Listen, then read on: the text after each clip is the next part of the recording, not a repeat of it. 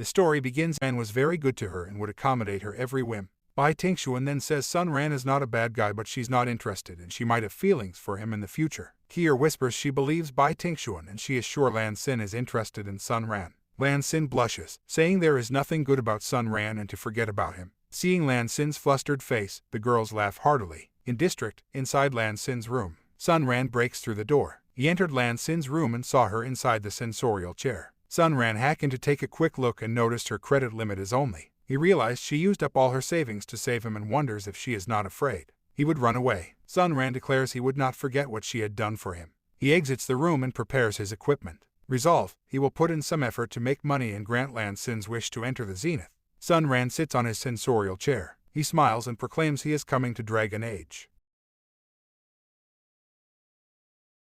He is transported in an unknown white space. Sun Ran suspected his connection is interrupted by someone who is likely skilled. Suddenly, a man greets Sun Ran. He says he is glad they had met. Sun Ran is amazed the other party knows his name, realizing it's too late to disconnect. He asks the man for his name. The man introduced himself as the Earth's central AI and he must monitor Sun Ran.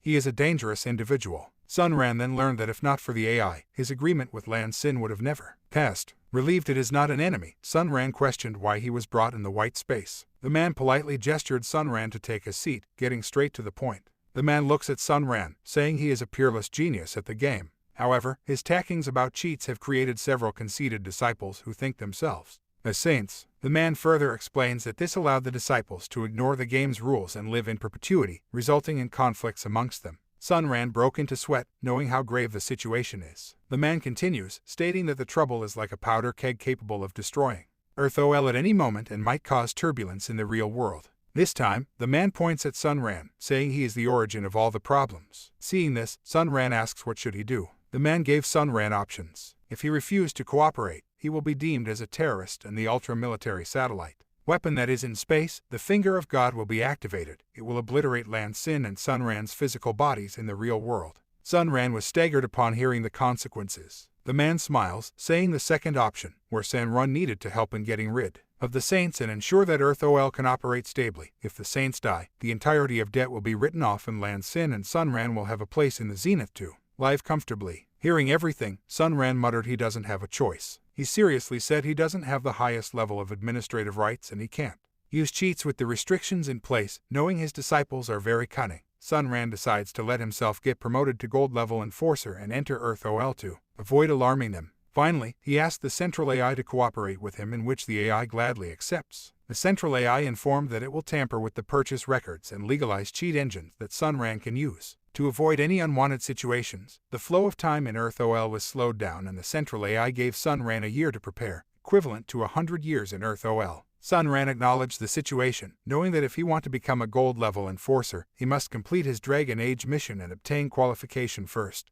A while later, Sun Ran's legal status is confirmed and a portal for Dragon Age has emerged. Before entering, Sun Ran is reminded of the virtual laws and discovered he could only use cheats that are level and below. With excitement, Sun Ran entered the portal. He is teleported in the middle of a forest. Sun Ran was suffering injuries and grunted in pain. He had possessed the body of a player whose game time is coming to an end. Finding the enforcers must have operated this way. While he was in a daze, a huge beast suddenly appears. Right off the bat, he encountered a life-threatening situation. Sun Ran guessed the Sure Virtual Company wants to see if he can use his weapons to defeat the beast as a test of his abilities, and if he failed, he would be kicked outright. Away, in the Dragon Age's supervision headquarters, the assessment has begun. While many have failed in the assessment, Dragon Age's chief inspector, Chen Hansheng, calmly looks at the proceedings and knows it's not easy to become an enforcer. In the forest, the weather is extremely good. Sun Ran threw away his bow, recalling that mages exist legally in this world. Knowing that is the case, Sun Ran started experimenting.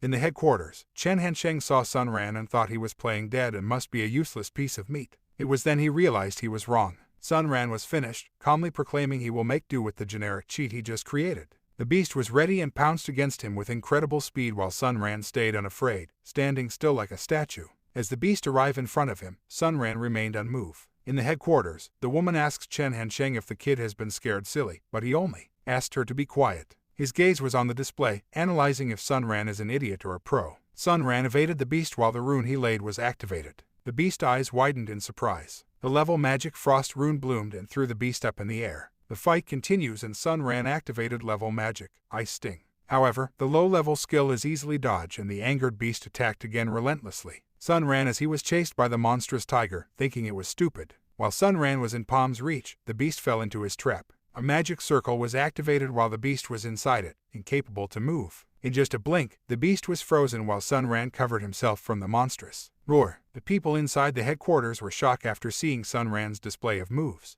Chen Hansheng asked his assistant to look Sun Ran up. For he is skilled and had adequate understanding of the cheats, the assistant readily agreed. In the white space, the central AI was staring on his display. It shows Sun Ran's information, modified by the central AI. Back in the Dragon Age headquarters, the information of Sun Ran is displayed, having a clean record, and a skilled magic user. Thereafter, Chen Hansheng discovered there are only Sun Ran and 2 others out of the original people. This time, Chen Hansheng declared the assessment is complete and the heroes will be listed as guards. Back to Sun Ran, he received a notification, informing him of clearing the assessment. He is also informed there were 2 others who passed. The first one is Rum, who is a warrior from the Warrior Guild. The other one is Jasmine, who is an illusionist from the Mage Guild. Sun Ran then switched off the display. Now, the official commission will begin. Sun Ran stood atop cliff, overlooking the sea. Beyond the sea is the territory of his upcoming enemy, a dragon, controlled by a destroyer, deemed as an invincible entity by the players.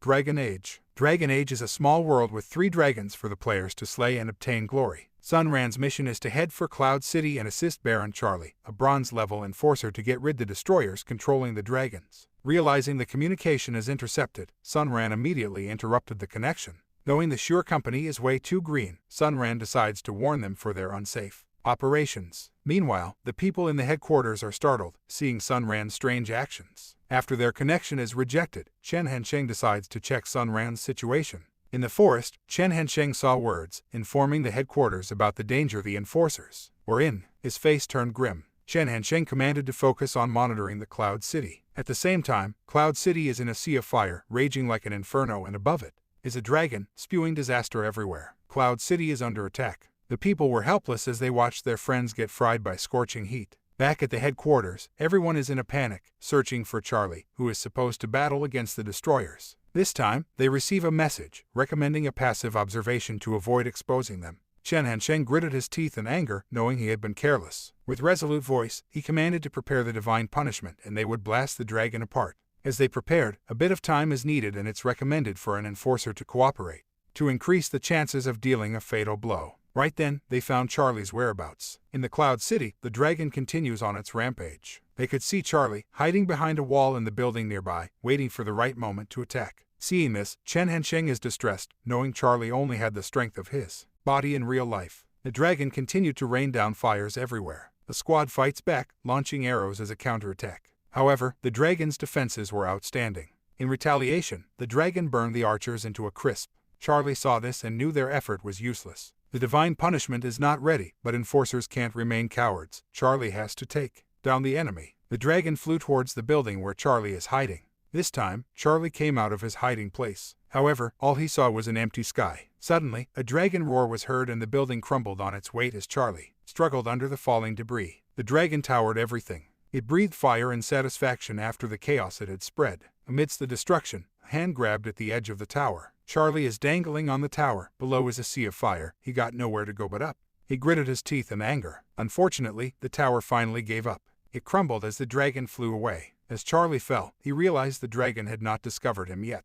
With his courage, Charlie brought his feet up. He charged towards the dragon, holding his sword for a sneak attack. The dragon was clueless, not until Charlie appeared within its reach. However, it was too late and Charlie had already swung his sword. The dragon was beheaded as the sword flashed on its neck. Charlie stepped on the dragon as it fell. He returned to what was left of the ruined tower. One by one, the people emerged from their hiding spots. They pointed at Charlie as they saw the head of the vanquished beast. On top, Charlie stood valiantly as the people cheered on his heroic deed. His effort paid off. Back in the headquarters, Chen Hansheng cheered after the victory. The divine punishment will be on standby for the remaining dragons. They discussed the casualties and the availability of resurrection. More than 100 players as losses would be bearable and Chen Hansheng would compensate them with game time. As he was making a decision, a report about the 3 trainee enforcers came. The warrior was stabbed to death. The illusionist has escaped with her illusion arts. This time, the assistant was shocked as she saw Sun Ran being ambushed. Somewhere, a skull army was summoned. Standing heroically, Sun Ran alone faced the army. The necromancer arrogantly asked him if he would commit suicide or accept a ride to hell. However, Sunran smiled confidently, casting spells to prepare for a fight.